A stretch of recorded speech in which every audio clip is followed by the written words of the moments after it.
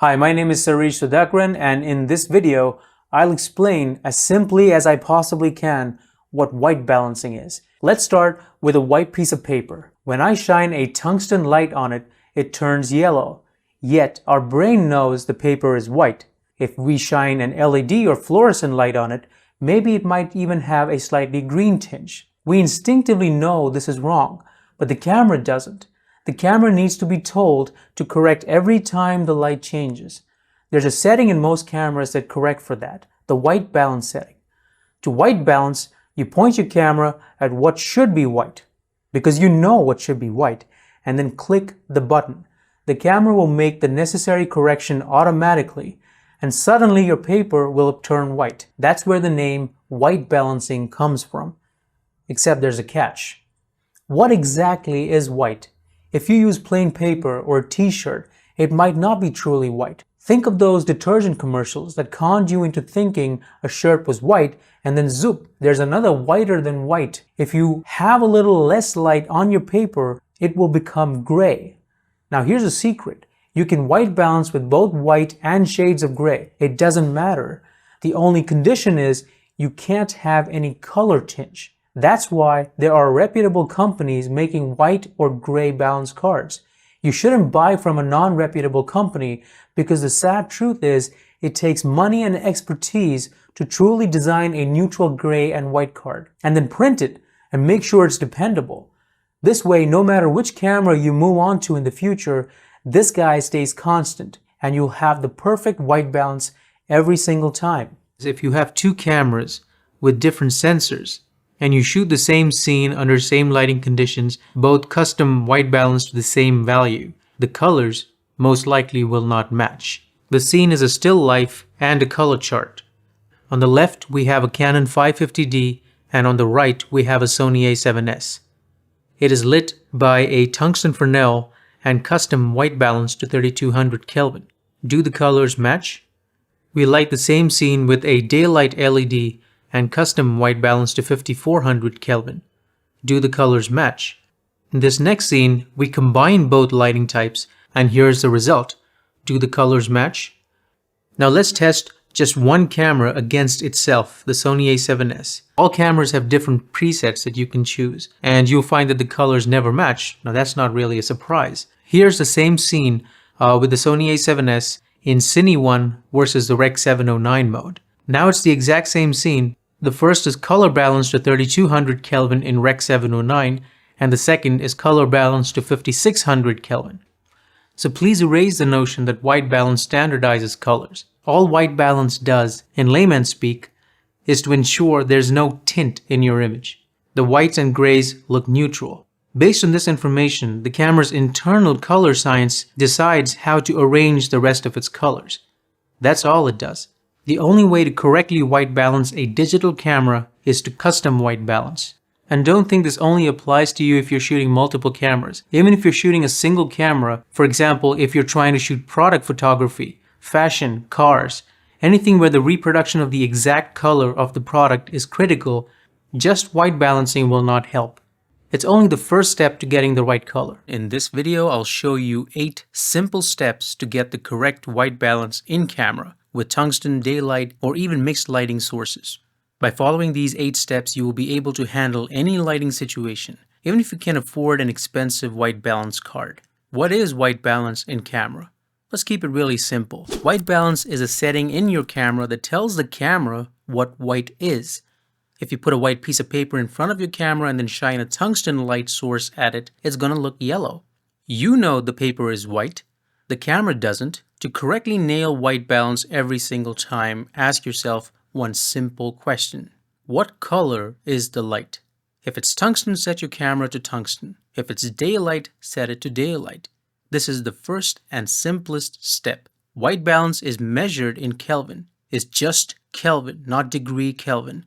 It's actually a unit of measurement for temperature used by scientists. It's hot outside, should be 3200 Kelvin, or it's cold today, must be 5600 Kelvin. The higher the number, the bluer it gets. Why? Not your problem. Tungsten is 3200 Kelvin and daylight is typically 5600 Kelvin. but it depends. These are the only two numbers you actually have to remember all your life. Step 2. Let's mix things up a bit. What if you had a bicolor LED light? Or you're shooting in a room where there's both warm and white light sources. Goes from tungsten, warm, to daylight blue. What if you set the rating in the middle to say 4500 Kelvin? That's between 3200 Kelvin and 5600 Kelvin. You follow the same step. Just ask yourself, what color is the light? You set the white balance to the number on the light. It's 4500 Kelvin, so the white balance is set to 4500 Kelvin. Step 3. If you really want accurate white balance, you can purchase a gray card. Make sure you don't get the cheap paper cards or knockoffs, because you might as well use plain white paper instead of these. Good gray cards are expensive because it's really hard to print completely neutral and perfect colors, and they have to at least last a few years without fading. The trick to using a gray card correctly is one simple technique. Place the card in the light you want to balance. If the light is shining on your subject, don't place the card somewhere else. If you're shooting with a telephoto lens and your subject is far away, don't put the card in front of your camera because you're a lazy person. Take a walk and get accurate white balance. If you can't go far enough, don't use a gray card. So how do you use a gray card? In most cameras, you have to point the camera at the card, fill up the circle in the middle, and click. The camera will give you the right white balance, and all you have to do is just choose this setting. Or you could use step number 4, auto white balance. Did I say the camera didn't know what white balance is? Well, it does, or at least it thinks it does. There's a clever algorithm inside cameras that tell it what white is, but not all the time.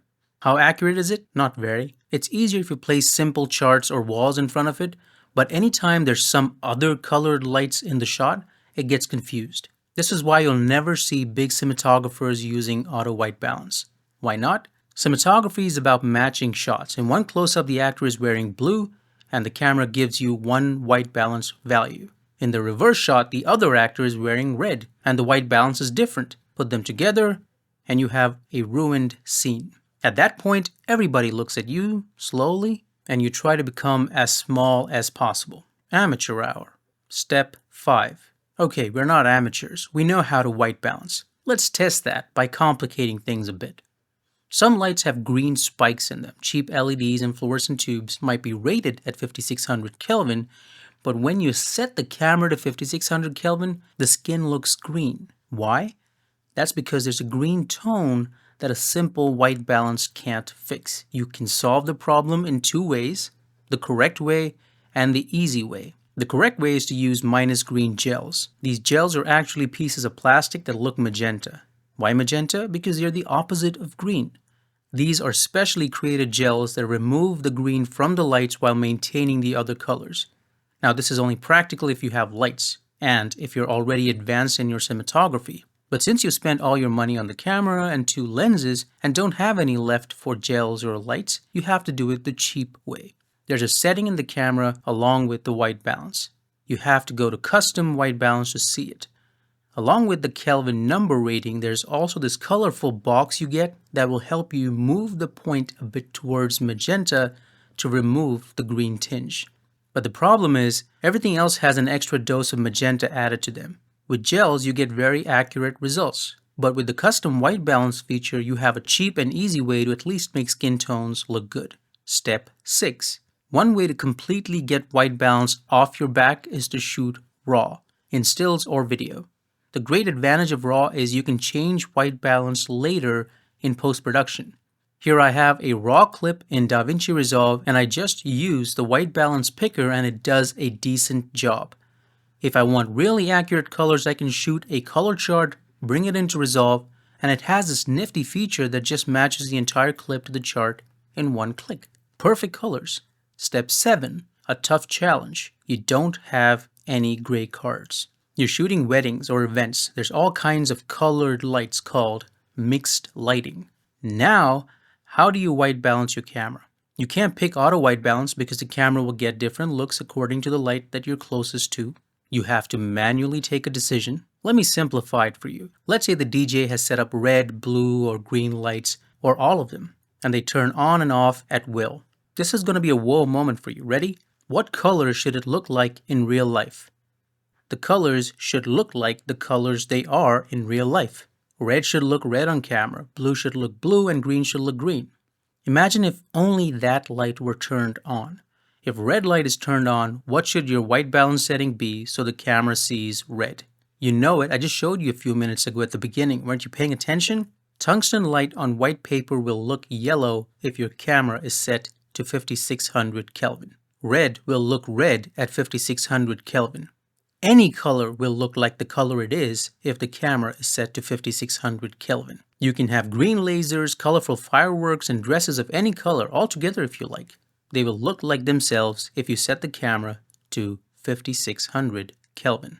I told you it was going to be a whoa moment, the final step. What if you have a blue or green or other colored sheet above people's heads, and now they're all looking like the Hulk? Do you want them green? No, this is a situation where you don't want them green. You want to remove the green or blue or whatever that ugly color is. What do? You can run away, or you could stand and fight. No gray card, remember? Because seriously, gray cards are cool, but in weddings or events, you really can't dive into the action for every single shot. It's just not practical, unless of course you want to get married to the wrong person. What? You use the most powerful white balance tool in the camera. Not the tungsten or daylight setting, not the auto white balance, not custom camera white balance, but custom manual white balance. You turn the knob yourself. If the damn color is blue or warm, you can use the Kelvin scale. If it's towards green or magenta, you use the green magenta box. If it's some other color and you're close to tearing your hair out, set the camera to 5600 Kelvin, the magic number, and then open the color box. Look for the offending color. If it's an ugly green shade, then find it in the box. Now draw a line to the center and keep going. Look for the exact opposite color and move the point to that. Look at the viewfinder until you're satisfied the color tinge is gone. Take a deep breath and hit the record button. This is how you correctly and consistently white balance every single time in real world, practical situations. Now that you know how to manually white balance, I want you to manually hit like and manually subscribe because YouTube won't do it automatically.